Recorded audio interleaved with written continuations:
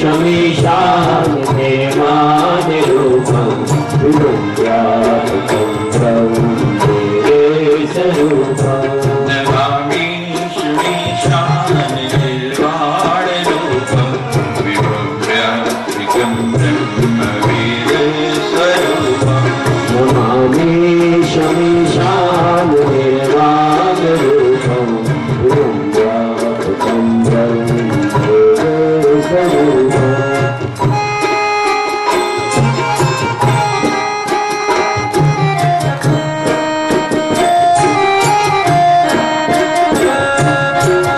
निर्वाण रूपम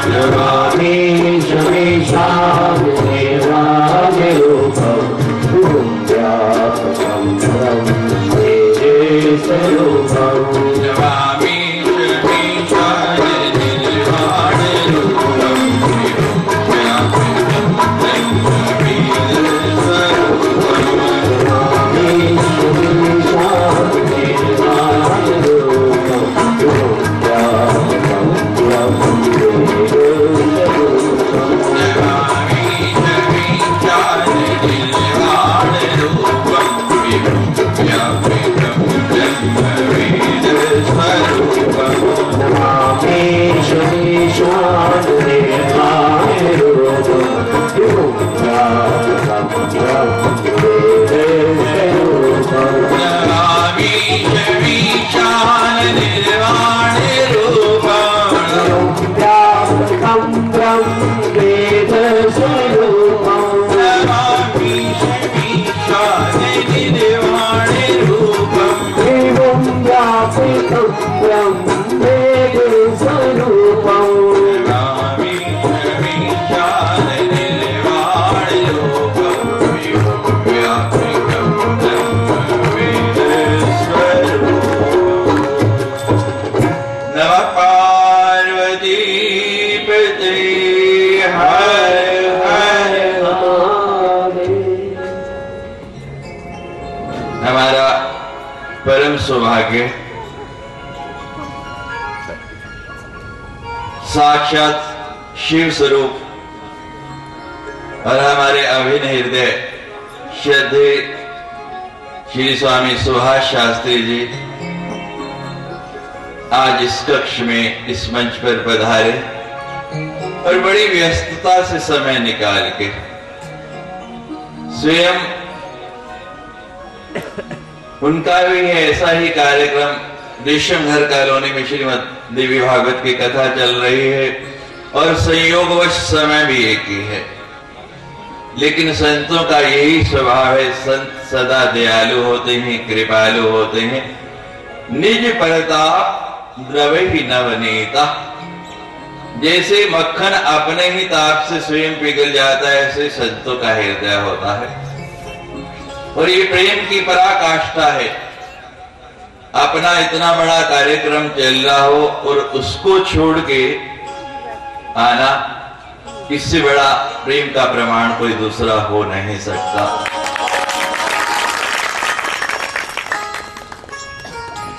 संसार में और संतों के अंदर यही अंतर है, यही थोड़ा सा भेद है। जब दो संत मिलते हैं, एक दूसरे संत को देखते हैं तो उनमें प्रसन्नता होती है और आज के संसार में तो इसके विपरीत परिस्थिति हो गई है। पंजाब के एक कवि ने बड़ा सुंदर लिखा है,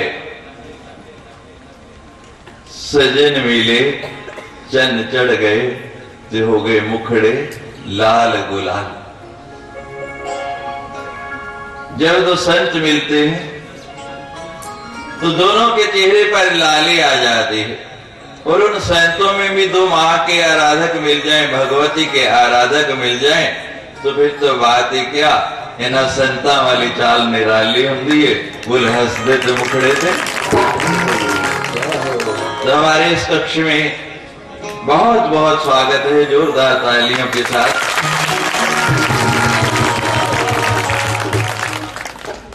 स्वामी जी ने बताया, जैसे मैंने आपको बताया कि वहां भी लोग प्रतीक्षा कर रहे हैं, तो मैंने कहा आज मैं कथा का प्रारंभ बाद में करूंगा, मंगलाचरण के बाद पहले आपसे भजन सुनेंगे, फिर कथा में प्रवेश करूंगा। तो मेरी और आप सबकी ओर से सविनय अनुरोध है, प्रार्थना है कि आज की कथा में पहले हमारे अत्यंत प्रिय, हम पास पास रहते हैं, व्यस्तताओं के कारण मिल नहीं पाते, लेकिन जैसे उर्मिला का मन जो है लक्ष्मण जी से मिला हुआ था, ऐसे ही हम लोग के भी मन मिले रहते हैं। मन से हम सदा एक दूसरे को देखते रहते हैं, शरीर से चाहे दूर हो। तो शास्त्र जी स्वयं श्री सुकृतिना भवनी श्री लक्ष्मी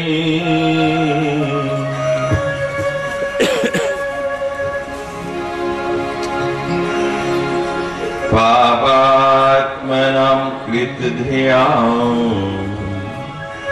हृदेषु बुद्धि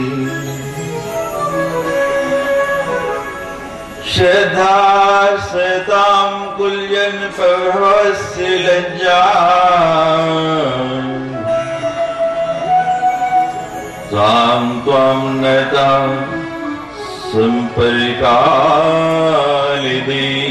विश्वम् शृण्वन्तु निर्जरा सर्वे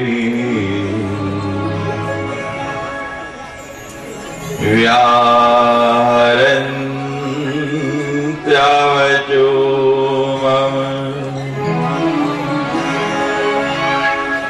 यस्य श्रवणमात्रे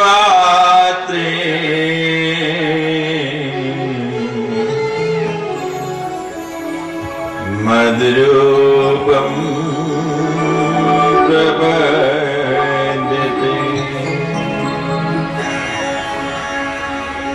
अहमेवास्य पूर्वं तु नान्याद् किञ्चिन्न गाधिप तदात्मरूपं चिद् संवेद परब्रह्मैकनामकम् अपृथक्कर्यम् अनिर्देश्यम्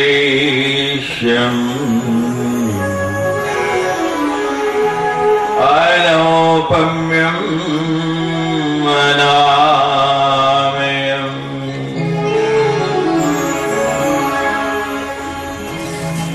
तस्य कञ्चित् स्वतः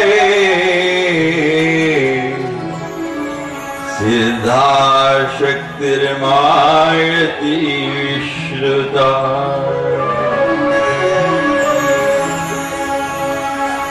या स्वयं श्री सुकृतिनां भवनेश्वरलक्ष्मी। पराम्बा माँ भगवती का स्वरूप कैसा है? सुकृति नाम भवनेश्वर लक्ष्मी।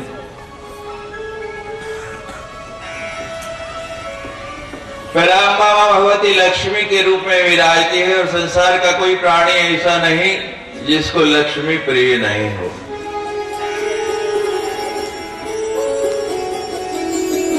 भगवान को तो लक्ष्मी सबसे प्रिय है। आप लोग यज्ञोपवीत धारण करते हैं, जनेऊ धारण करते हैं, तो भगवान विष्णु का जो वक्षस्थल पर है उसमें एक प्राकृतिक जनेऊ बना है। जैसे आपके यहाँ जनेऊ जब आप पहनते हैं तो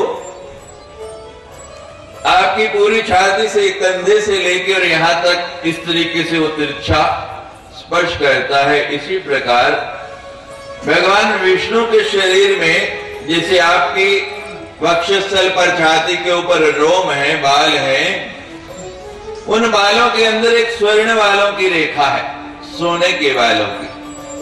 अरे वो रेखा क्या है? बिल्कुल यज्ञोपवीत जैसी लगती है, वही लक्ष्मी है।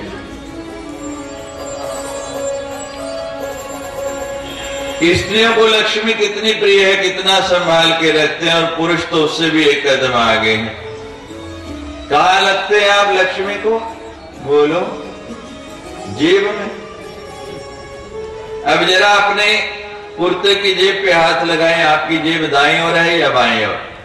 देखिए जरा हाथ लगा के। सज्जे के खब्बे? खजूरिया साहब बाईं पक्का? और दिल किधर है? क्या प्रेम है, कैसे दिल से लगा के रखते हैं। हर व्यक्ति का दिल देख लो ध्यान से, किसी का दाईं तरफ हो।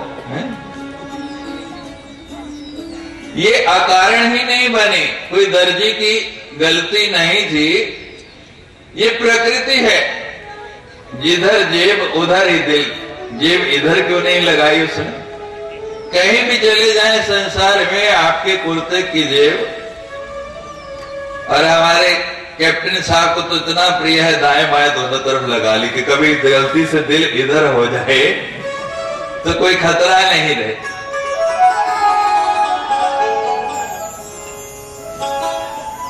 जो मां के भक्त हैं उनको लक्ष्मी की कमी नहीं रहती। वैष्णो देवी दर्शन करने के लिए जाते हैं जब, तो पुजारी क्या कहते हैं? काली लक्ष्मी सरस्वती, काली लक्ष्मी सरस्वती। फिर क्या कहते हैं? बीच वाली लक्ष्मी, बीच वाली वैष्णो।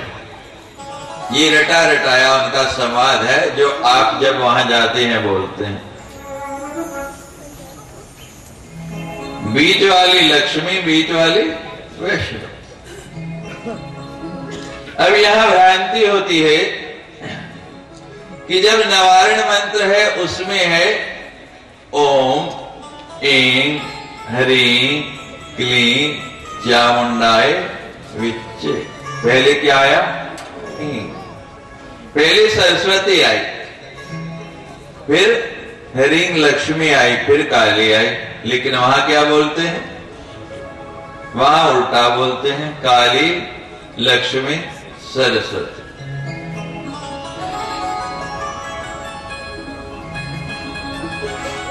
जब साधना करनी है, जब साधन करना है,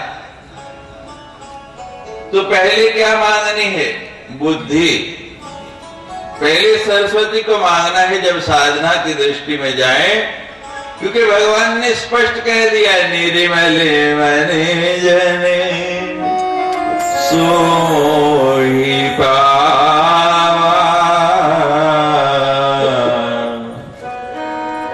मोहि कपट छल छिद्र न भावा।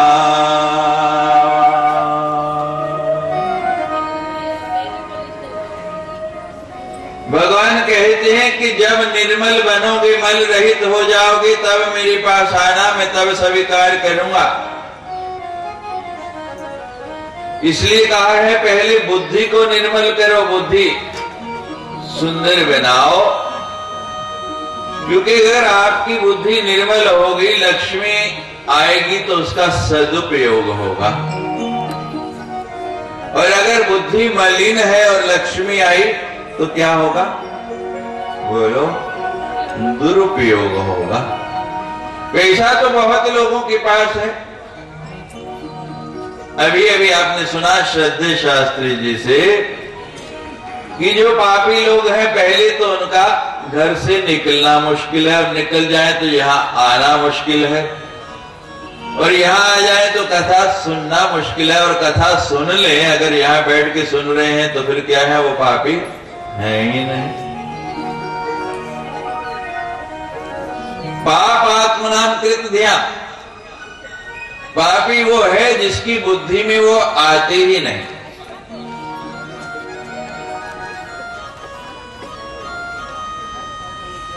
भगवान कहते हैं पहले निर्मल बनो, मल रहित बनो। ये हमारा शरीर है, 9 द्वार है, और 9 के 9 द्वारों से हर घड़ी हर पल मल विसर्जन होता रहता है। इतना मल है हमारे शरीर के अंदर, तो हम मल रहित कैसे होंगे, मल रहित कैसे बनेंगे? ये तो संभव ही नहीं है।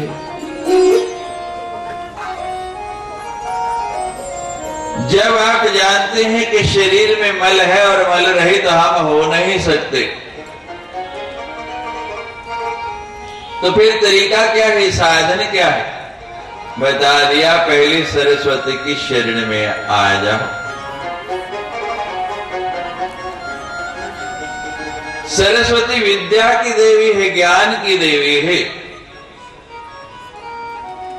संसार में ज्ञान कहां से मिलता है? यहां लिखा है यथा देवी तथा गुरु।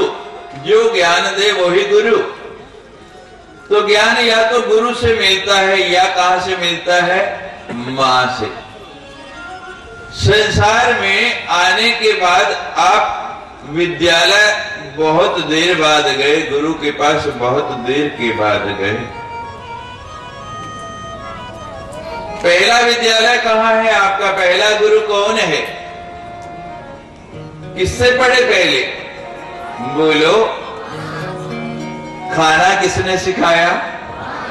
बोलना किसने सिखाया? चलना किसने सिखाया?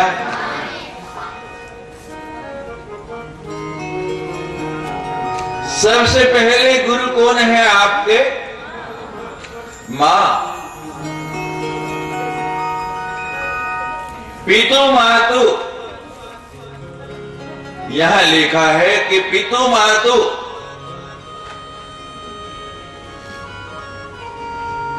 मां और पिता जिनसे आपका पहला संबंध हुआ,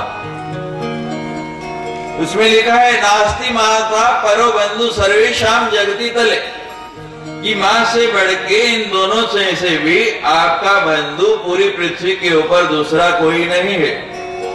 नास्ति माता परो बंधु सर्वेशाम जगती तले, पितु शत गुरुन माता, पिता से 100 गुना ज्यादा मां का दर्जा दिया। क्यों? गर्भ धारणात् पोषणात्, क्या करती है? गर्भ में धारण करती है। 9 महीने के लिए उसका बोझ उठाती है। जरा बाबूजी से कहो ना 9 दिन के लिए जरा 5 किलो का पत्थर पेट पे बांध के रहे, पता लगेगा कितना मुश्किल काम है, कितना कठिन है। गर्भ धारणा, और गर्भ धारण नहीं किया, जब गर्भ में धारण किया हुआ है कितनी चिंता है। कुछ ऐसा नहीं खाती, कुछ ऐसा नहीं करती कि मेरे नवजात शिशु को जो गर्भ के अंदर अभी पालन हो रहा है कोई कष्ट हो जाए, कोई तकलीफ हो जाए। अभी देखा नहीं कौन है, कैसा है, लड़का है लड़की है, कब सामने आएगा, लेकिन तब से उसका पोषण कर रही है। गर्भ धारणात् पोषणात्, और निरंतर पोषण हो रहा है। फिर जन्म दे दिया, कितनी चिंता है। सर्दी के दिन आ गए, बच्चे ने बिस्तर गीला कर दिया, मां क्या करती है? बच्चे को उठाती है, जिधर बिस्तर सूखा है उधर सुला देती है। आप किधर सोती है? उसको ठंड नहीं लगती। लेकिन नहीं, मेरा बच्चा है, मेरा बालक है, आपको खाना सिखाया, बोलना सिखाया, वस्त्र पहनना सिखाया, चलना सिखाया, बड़ा सुंदर साफ सुथरा बना के जब दे दिया है, बाबूजी आते हैं, हाँ कितना सोना मेरा लाल लिहाना है, उठा के गोदी में लेते हैं, बड़े आनंद से छाती से लगाते हैं। इतने में क्या होता है? बच्चा शुशु कर। अब जब शुशु कर दिया, साम अपने लाल में सारा गंदा करता है, जैसे उनका कुछ है ही नहीं। लेकिन मां क्या करती है? मां तो अनुभवी है, दक्ष है। कहते हैं, ये भगवान कहते हैं, पिता कहते हैं, निर्मल मन जन सो मोहि पावा। मां कहते कोई बात नहीं, मुझे साफ करना आता है। आप कैसे भी हैं, मलिन है, आपकी बुद्धि में मल भरा पड़ा है, कितना भी प्रयास करते हैं लेकिन साफ होती नहीं, निर्मल बनती नहीं। देवी सूक्त में सबसे पहले आया है, या देवी सर्वभूतेषु बुद्धि रूपेण संस्थिता, कि पहले मुझे बुद्धि दे, और बुद्धि निर्मल होती ही नहीं, कितना भी प्रयास करें बड़ी जल्दी। मैं तो कहता हूं, लोग कहते हैं मन फिसलता है, लेकिन मन से भी जल्दी बुद्धि फिसल जाती है।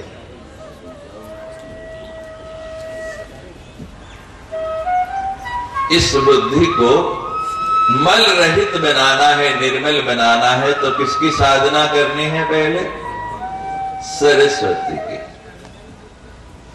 मंत्र जब जपना है साधना की दृष्टि में, पहले किसकी बता दे? सरस्वती, फिर लक्ष्मी और फिर काली। कैसे?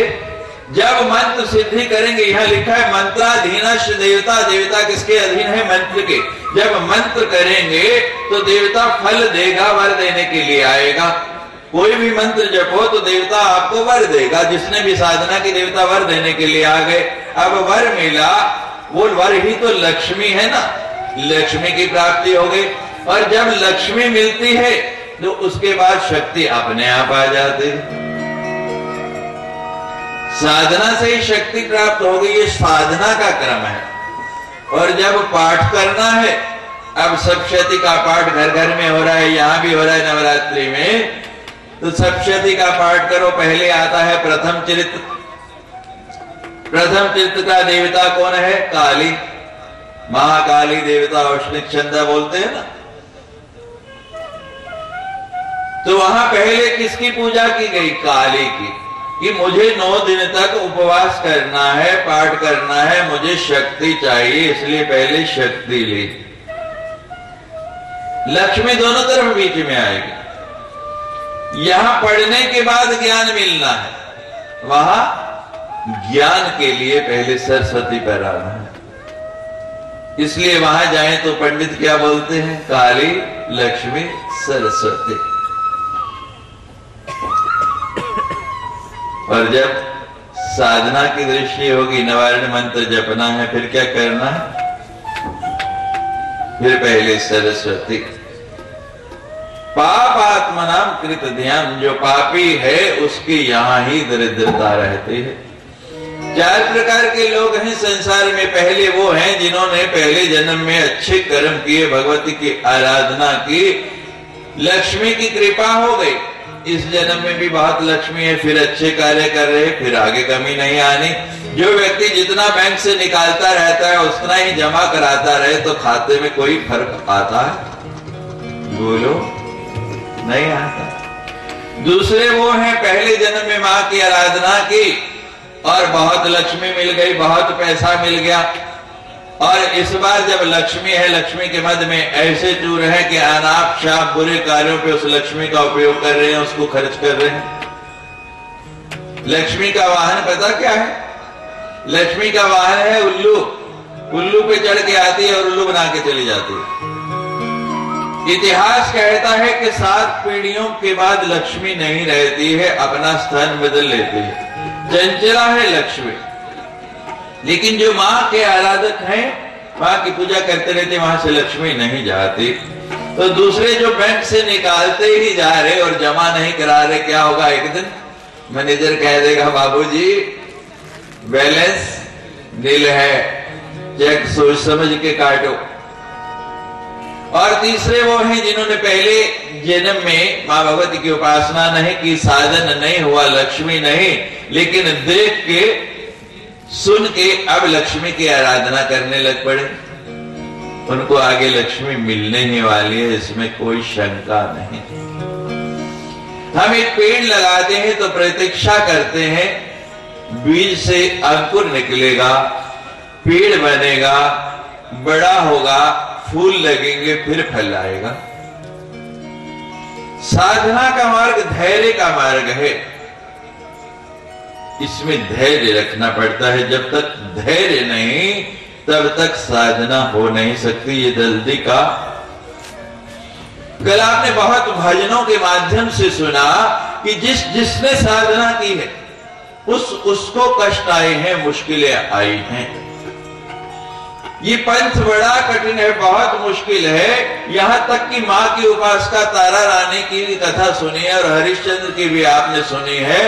बेटे का सिर तक काटना पड़ गया।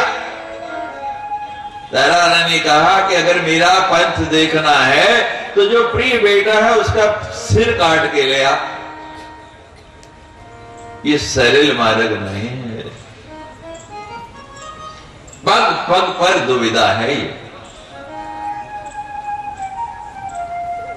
आप लोग कभी जंगल गए हैं? मेरे ख्याल आप में से कोई नहीं होगा जिसको जंगल में जाने का अवसर मिला। हम जंगल गए, 2 दुविधाएं हैं आपके सामने जंगल जाते हो। पहली दुविधा है कि मार्ग नहीं है, झाड़ियां हैं, कांटे हैं, जगह जगह आप उलझ जाते हैं। मार्ग है नहीं, आपको खोजना है, बनाना है। दूसरी दुविधा है, जंगल है, नगर नहीं है, पता नहीं कहां से किस तरफ से कौन सा जानवर निकल आएगा। और जंगल में रहने वाले 80% जानवर जो है हिंसक होते हैं। कहां से वार हो जाएगा, किस तरफ से आ जाएगा, कुछ नहीं पता।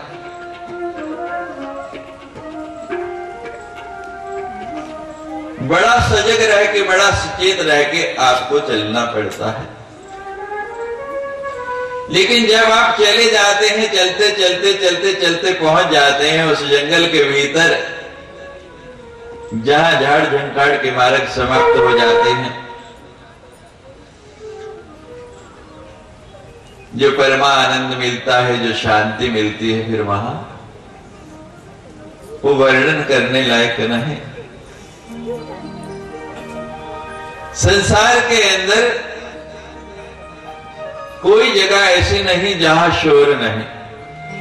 पूरी दुनिया से पर्यटक आता है। भारत में केरल में एक जगह है जिसको शांत घाटी यानी साइलेंट वैली के नाम से जाना जाता है। आप कहीं भी चले जाएं और कोई आवाज आए ना आए, आपको रात्रि के समय झींगुर की आवाज आती है, लेकिन वो साइलेंट वैली ऐसी है कि जहां झींगुर की आवाज भी नहीं आती।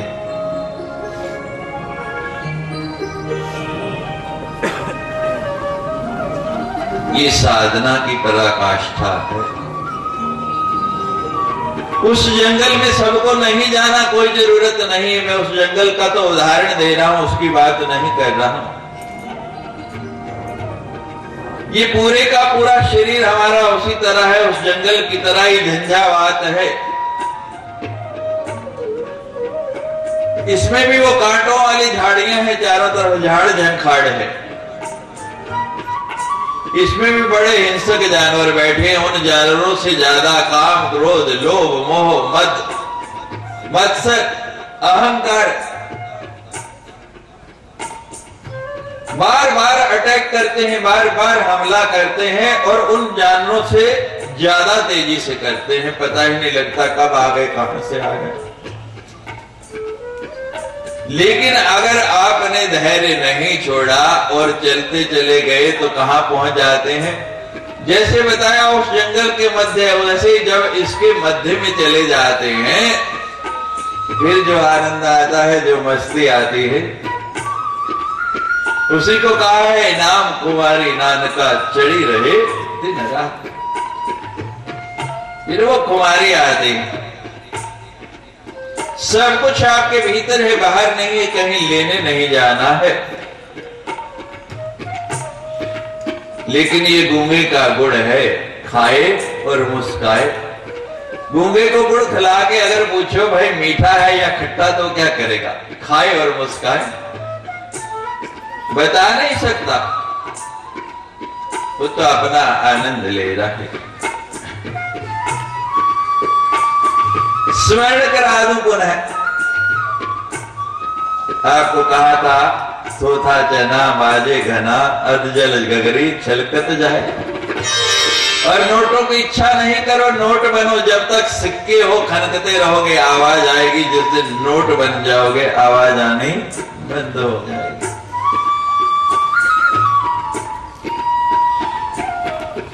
जब आप वहां पहुंच जाएंगे, जब उस स्थान पर पहुंच जाएंगे,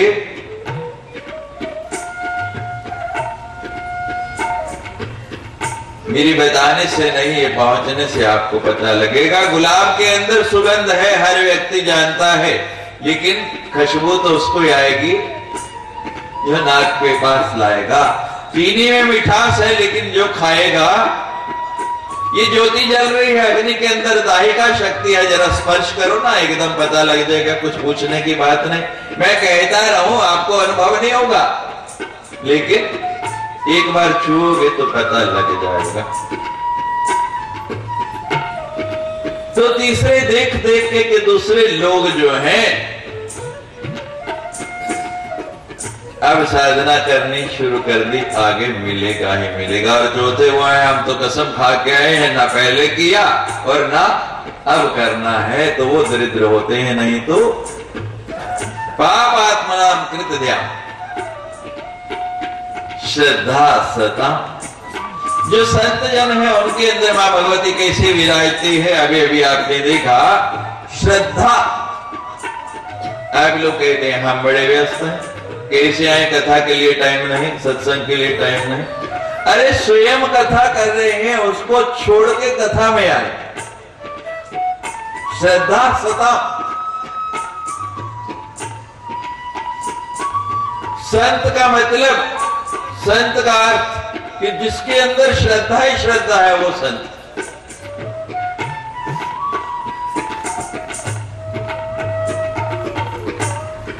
जय विधि राखे राम ताही विधि रही। सीताराम सीताराम सीताराम। कैसा भी समय आ जाए, कैसी भी परिस्थिति आ जाए, उसी में प्रसन्न है कि जैसे तू रख रहा बहुत अच्छा है।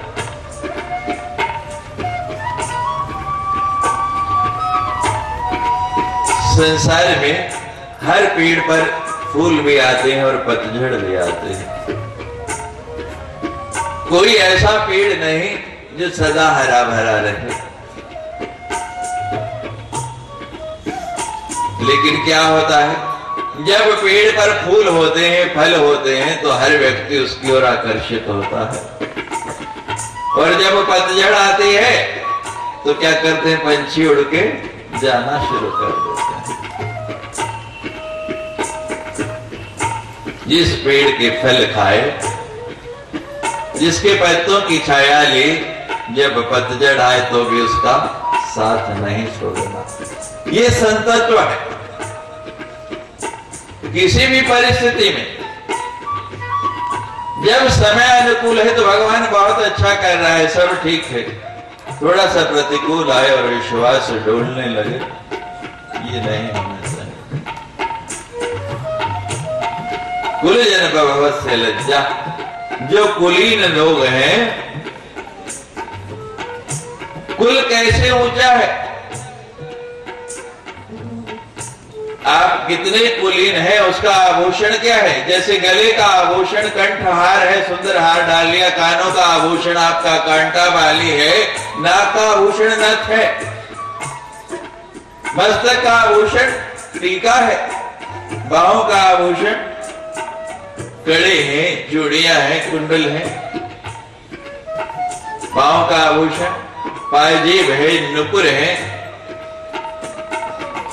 इसी तरह कुलीनता का आभूषण क्या है, यह बता दिया है। कुलजन प्रभवत् से लज्जा। उसके अंदर अपने आप लज्जा वास करने लगेगी।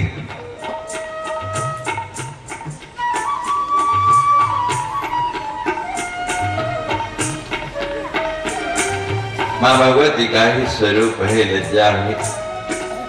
ताम त्वाम नता संपालय देवी विश्वम। ऐसी पराम्बा शक्तिमां जगदम्बा को हम प्रणाम करते हैं, जो इस सारे विश्व का पालन कर रहे हैं।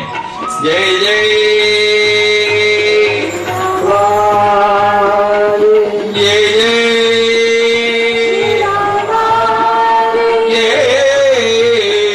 जय श्री राम।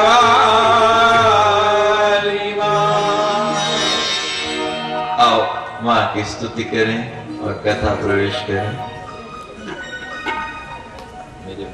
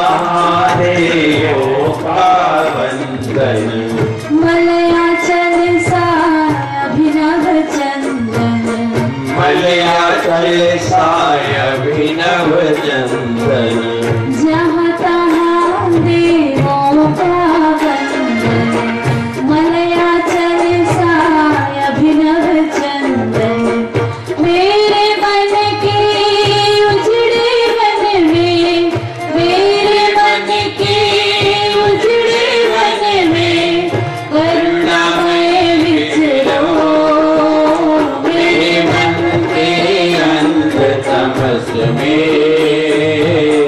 ज्योति में उतरो जय जय मां जय मां जय जय मां जय मां जय जय मां जय मां जय जय मां जय मां जय जय मां जय मां जय जय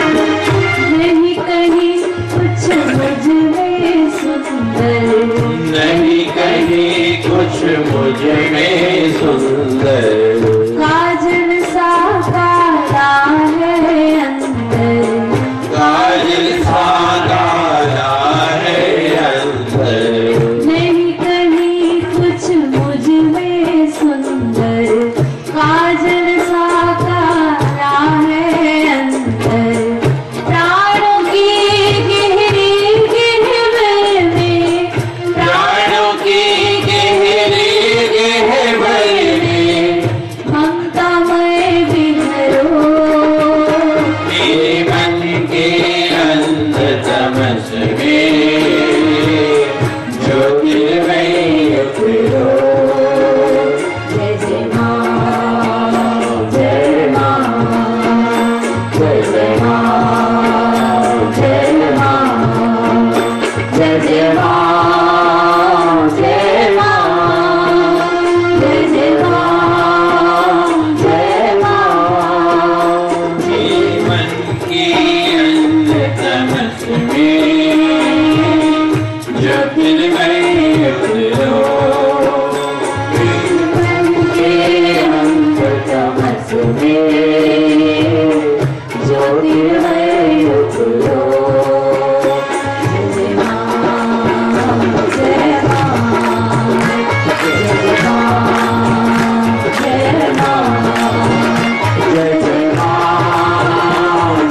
मां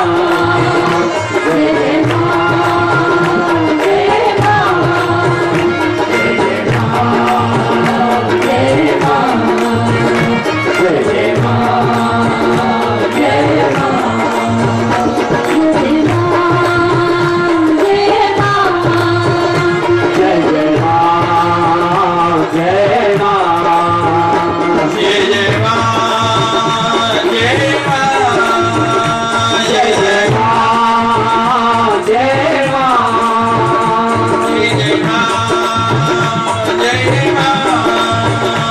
जय जय मां जय मां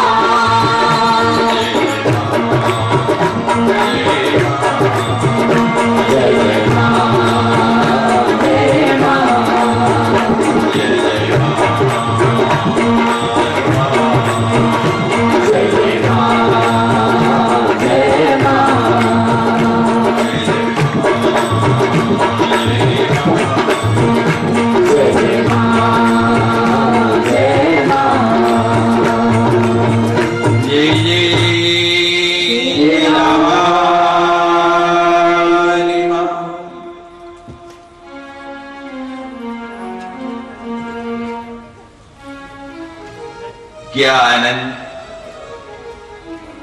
क्या वातावरण था कल संध्या का। बधाई हो, मां की पावन प्राप्ति की आप सभी को बहुत बहुत बधाई हो।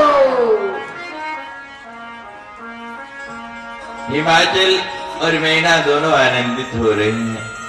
क्या मौज लगी हुई थी, लगिया ने मौजा ते लगाई रखी दाती।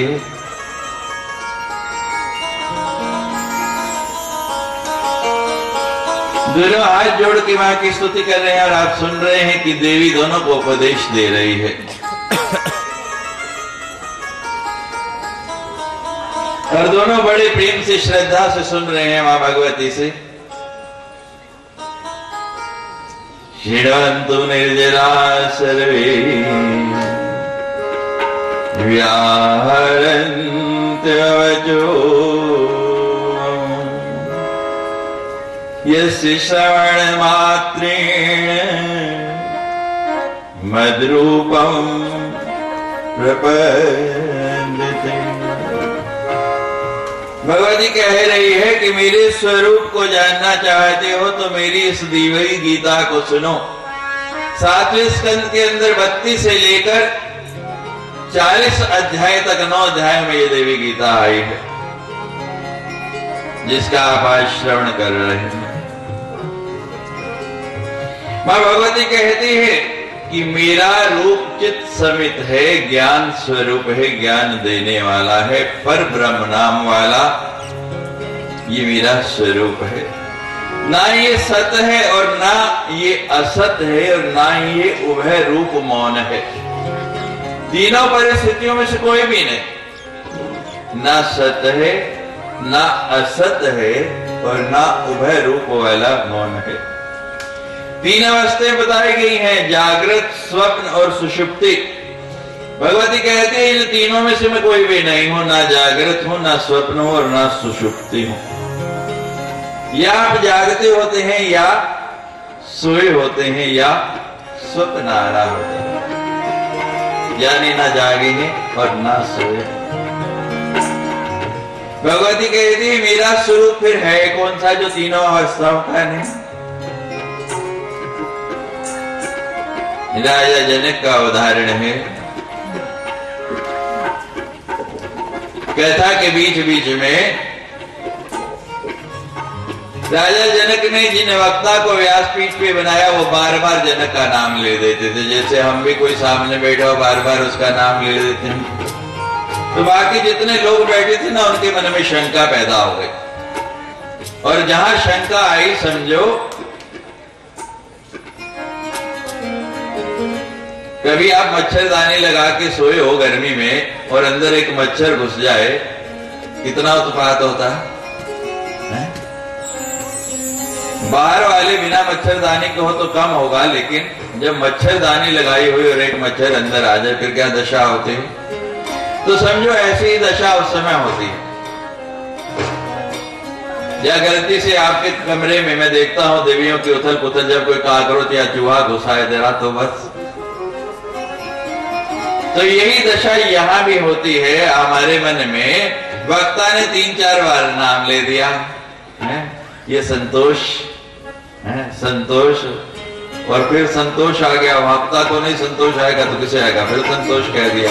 बाकी जितने आसपास बैठे ना बाबा जी संतोष का ही ना ले जाते, पीठ में दर्द होना शुरू, और वो जाता नहीं जल्दी से, बड़ी पीड़ा होने लगती है उसकी। तो वक्ता ने नाम ले दिया राजा जनक का कई बार, तो बाकी लोग उठ के चले गए। महाराज क्या हो गया? कहने लगे महाराज आपको तो जनक की कथा सुनता हुआ लगता है, हम तो ऐसे ही आए हैं सैर करने। वक्ता कहते हैं भाई आज तो टाइम ज्यादा है और विषय लंबा है, इस प्रसंग को कल छेड़ेंगे। कितने दिन से सुन रहे, 7 दिन हो गए, आज का दिन सुन लो तो कल इसका जवाब दे देंगे। अब अगले दिन कथा हुई तो महाराज पहले तो लोग आए कम, और जो आए मन में यही शंका। कथा प्रारंभ हुई, भगवती की ऐसी लीला ऐसी रचना की व्यासपीठ से उन वक्ता ने कि नगर में आग लग गई। क्या हो गया? आग लग गई। अब विशेष तौर से जो पीछे बैठते हैं वो आगे कम देखते हैं कथा की तरफ ध्यान और पीछे की तरफ ज्यादा। किसी ने एक ने पीछे से देख लिया कि अग्नि लग गई, खुसर खुसर शुरू हुई, मार महाराज आगे तक आवाज आग लग गई। एक एक करके सब उठ के जाने लग पड़े कि हमारे घर जल रहे हैं, चलो भाई। सारा पंडाल खाली हो गया। लेकिन जैसे हमारे खजूरिया जी बैठे हैं आज अकेले, इसी तरह राजा जनक वहां अकेले बैठे ऐसे ही सुनते रहे। आवाज तो उनके कानों में भी पड़ी क्योंकि इतना शोर हो रहा, आग लग गई, सब चले गए, लेकिन ऐसे ही बैठे।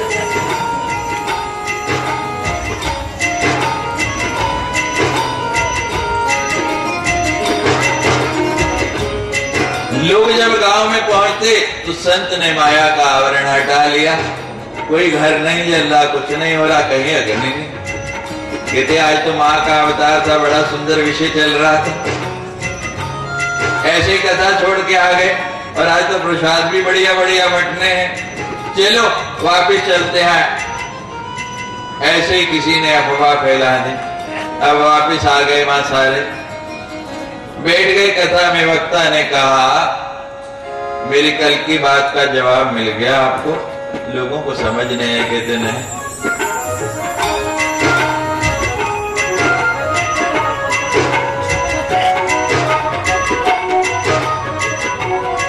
कहने लगे तुम्हारा तो एक एक घर जल रहा था, उसका तो पूरा राज्य जल रहा। लेकिन जब यहां बैठ गए तो फिर पीछे की ओर ध्यान नहीं। गाड़ी चलाने वाला, स्कूटर चलाने वाला अगर पीछे मुड़ के देखेगा तो परिणाम क्या होगा? बोलो, खुद भी मरेगा और दूसरों को भी मारेगा। यहां आने के बाद भी अगर वृत्ति में यही कुछ रहना है, कोई फायदा नहीं, सिवाय टाइम बेकार करने की कुछ नहीं। स्वप्न आया एक दिन राजा जनक को कि सोए सोए पड़ोसी राजा ने आक्रमण कर लिया, सब कुछ जीत के उन्हें बंदी बना लिया, कारागार में डाल दिया। एकदम नींद खुली, उठ के खड़े हो गए। दूसरे दिन सभा बुला ली, सबसे पूछने लगे कौन सी परिस्थिति सत्य है जो मैं अब देख रहा हूं, मैं तो बिल्कुल ठीक ठाक हूं, या जो सोए हुए था, या जो स्वप्न में देखा कि मेरा राज्य चला गया, मुझे बंदी बना गया। कोई जवाब नहीं दे पाता, कोई उत्तर नहीं दे पाता। अष्टावक्र आ गए जिनके शरीर 8 जगह से टेढ़ा। कहने लगे राजन मैं जवाब देता हूं, और वही बात भगवती कह रही है, जागृत स्वप्न सुषुप्ति तीनों असत्य हैं। वो कहती है कि ना तो मौन वाला, ना सत्य ना असत, इनमें से कोई भी मेरा रूप नहीं है। मेरा रूप कौन सा है? बड़ा सुंदर आया है अथर्वशीर्ष में, निशीथे तुरीय संध्या जपत्वा वाक सिद्धिर भवति। एक चौथा स्वरूप है निशीथ तुरीय संध्या। ना आप जागृत में है, ना स्वप्न में है, ना नींद में है। वो चौथी अवस्था कौन सी है? उसको तुरीय अवस्था कहते हैं। वो ध्यान की परा काटता है, वो ध्यान की अवस्था है। जब आप उसमें चले गए, बाकी सब झूठ है। जाना बड़ा कठिन है, असंभव नहीं, कठिन है। पहले पहर में हर कोई जागता है, संसार का हर प्राणी जागता है। एक विद्या और एक अविद्या, एक व्यष्टि और एक समष्टि। संक्षेप में इतना ही जान लें कि अविद्या क्या है और विद्या क्या है। हम कहते हैं बहुत पढ़ गए, एमए कर लिया, पीएचडी कर ली कई विषयों में, तो बहुत पढ़े लिखे हो गए, बहुत विद्यावान हो गए। हमारे यहाँ लिखा है नास्ति विद्या समम चक्षु, नास्ति सत्यम समम तप, नास्ति राग समम दुखम, नास्ति त्याग समम दुख। कि राग से बढ़ के दुख कोई नहीं और त्याग से बढ़ के सुख कोई नहीं। विद्या के समान नेत्र कोई नहीं और सत्य से बड़ा तप कोई नहीं। विद्या आपकी नेत्र हैं। बहुत डिग्रियां ले ली, भीड़ लगा लिया और नैन सुनैन नहीं बने, वो विद्या किसी काम की नहीं। भगवती बता रही हिमाचल को अविद्या क्या है। अविद्या के कारण हम ईश्वर और जीव में भेद करते हैं, ये अविद्या है। हर व्यक्ति जानता है ईशावास्यम इदम सर्वम, ये सारा संसार क्या है? ईश्वर अंश, जीव अविनाशी। हम सब किसके अंश हैं? उस भगवान के। लेकिन इस बात को स्वीकार नहीं करते। जब हम सब उसके अंश हैं तो फिर भेद क्यों? जब तक ये भेद रहता है यही अविद्या है, और जब ये भेद मिट जाए यही विद्या है। लेकिन भगवती आगे कहती है भाषा से मन माया शक्ति संलुप्तम जगत सर्वम चराचरम सापी मदय पृथंग माया नास्ते परमार्थता।